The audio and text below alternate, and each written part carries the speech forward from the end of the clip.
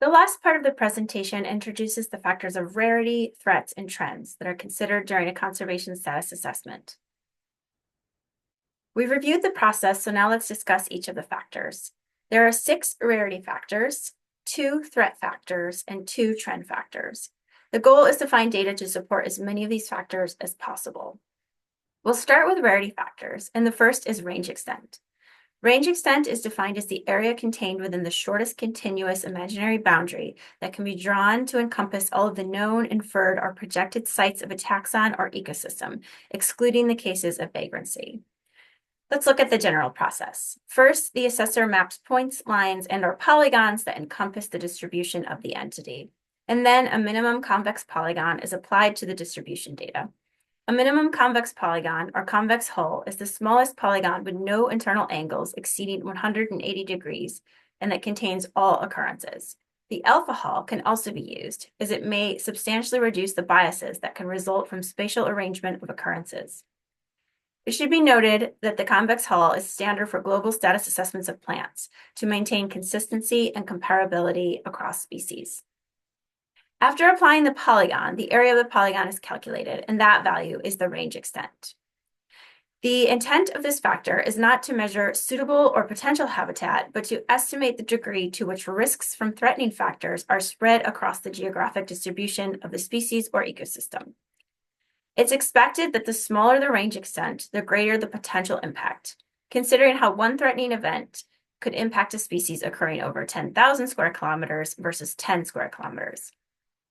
This factor can be calculated using GIS software or a free online tool called GeoCat. And we also have a new online tool called RareCat coming soon. Area of occupancy is the area that is occupied by a taxon or ecosystem type, excluding cases of vagrancy.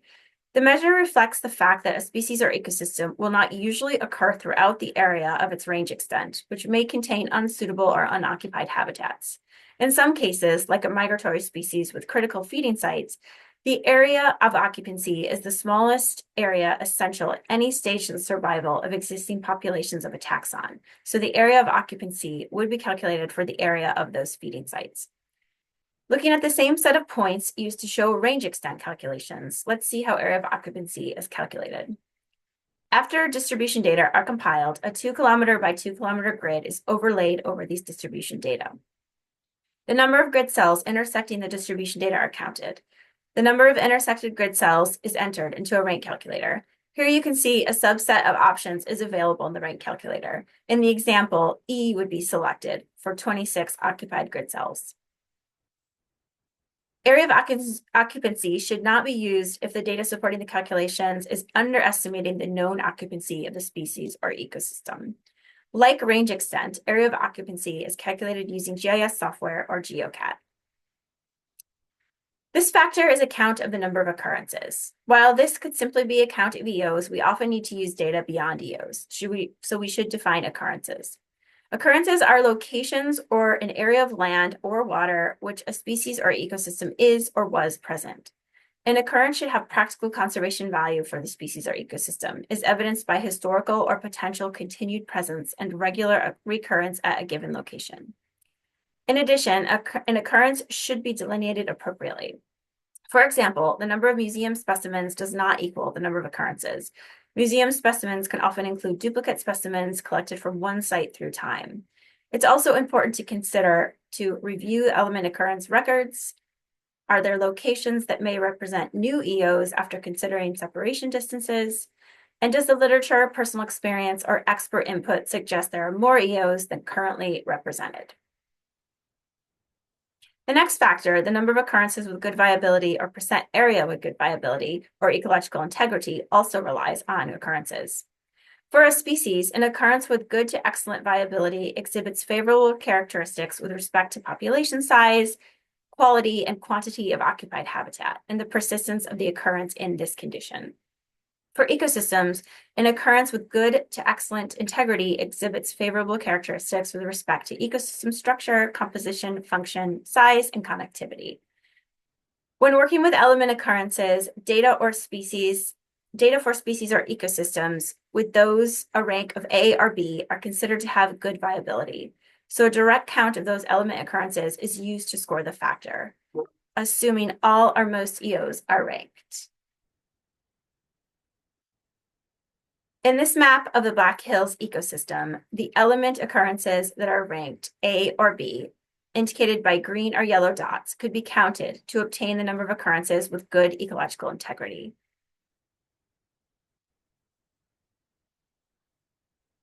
Alternatively, we could calculate the percent area with good ecological integrity. Let's look at how this could be done for G990 Midwest Oak Hickory Forest. Using GIS software, the percentage of area occupied by each ecological integrity rating is calculated. Those with good ecological integrity are summed to get the percentage of area with good ecological integrity, which is 8.7% for this ecosystem type. In the rank calculator, these two methods of scoring by area or count of occurrences have separate lines, and only one should be filled out for the assessment.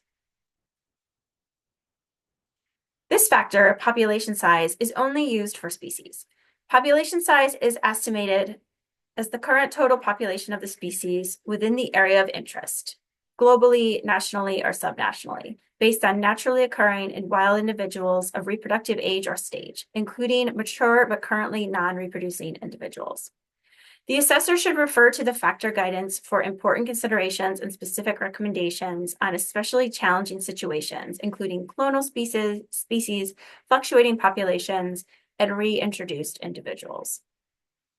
There are scenarios when the assessor should not score this factor, including when population size provides a false sense of security, like seed banking annuals and also for many invertebrates.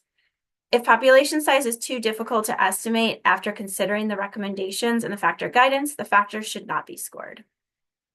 Any difficulties or peculiarities in scoring factors, whether related to biology, data, or interpretation, should be discussed in the assessment. This factor is relevant. This is relevant for all factors. Under rarity, the only conditional factor is environmental specificity. It can be scored when the number of occurrences and range, extent, or area of occupancy are largely unknown. Environmental specificity is the degree to which a species or ecosystem depends on a relatively scarce set of habitats, substrates, food types, and/or abiotic or biotic factors. Relatively narrow requirements are thought to increase the vulnerability of a species or an ecosystem. As you can see, the values of this factor are qualitative and a bit more subjective. Further descriptions of each factor value is outlined in the status assessment factors guidance. Again, avoid scoring this factor when rarity factors can be scored, even if there is some uncertainty in those scores.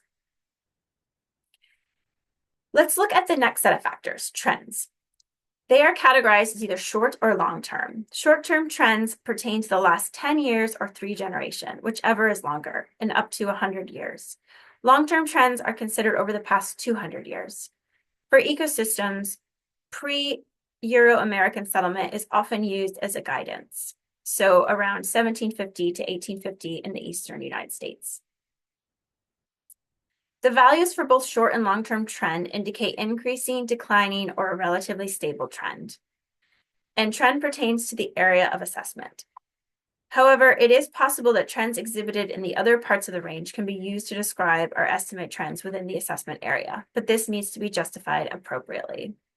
Trends can be measured based on changes through time in population size, range extent, area of occupancy, number of occurrences, and number of occurrences with good viability. If multiple factors indicate trend, the most restrictive factor is used. Threats are the final group of factors to discuss. The threat impact score is a core factor. It indicates the degree to which species or ecosystem is observed, inferred, or suspected to be directly or indirectly threatened in the area of assessment, globally, nationally, or subnationally. Assessing threats is a multi-part process that's supported by the rank calculator. First, we classify threats into a hierarchical list. Second, beginning with the finest or more narrowly defined threat category, calculate a threat impact and sequentially summarize threats to the next highest level.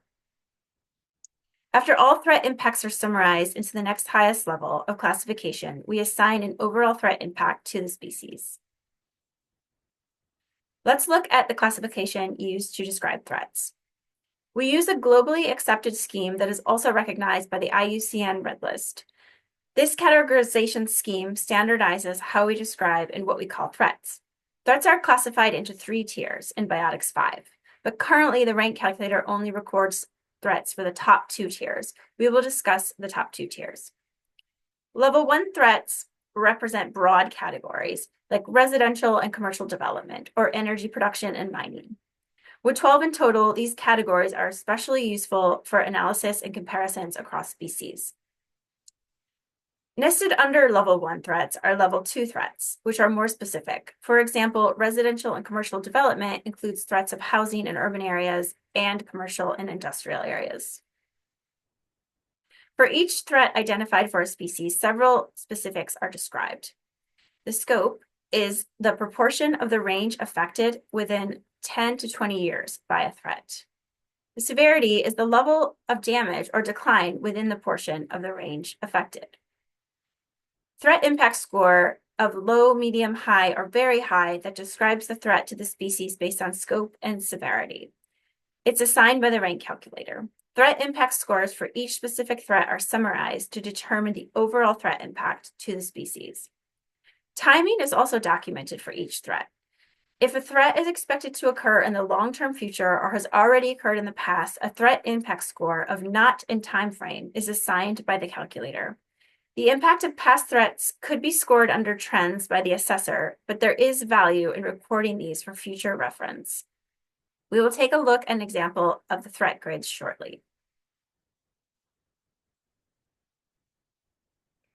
Our final factor is conditional only used when threats are unknown.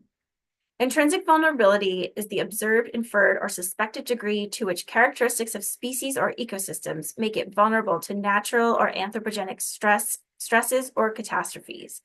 These characteristics exist independently of human influence. It can pertain to frequency of reproduction, fecundity, or dispersal capability, and how that influences recolonization.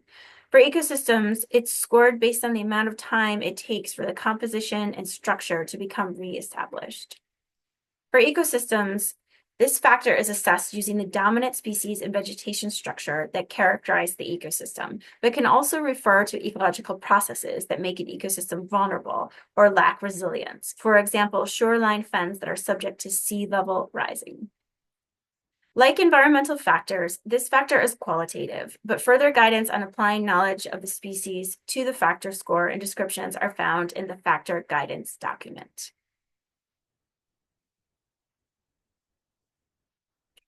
While applying data to factors and criteria, there are varying levels of uncertainty. This diagram illustrates the various outcomes of increasing uncertainty.